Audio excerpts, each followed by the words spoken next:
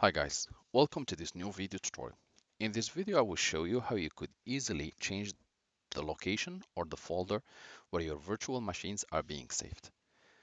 First of all, click on Oracle VirtualBox to open and wait few seconds to load.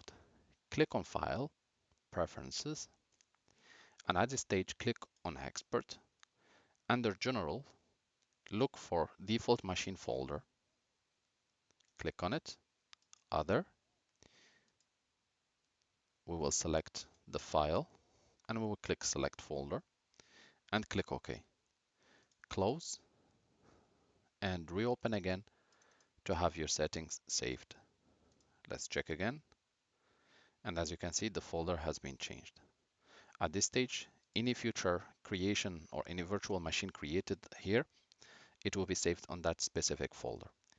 Thank you guys for watching and talk to you soon in a new video tutorial.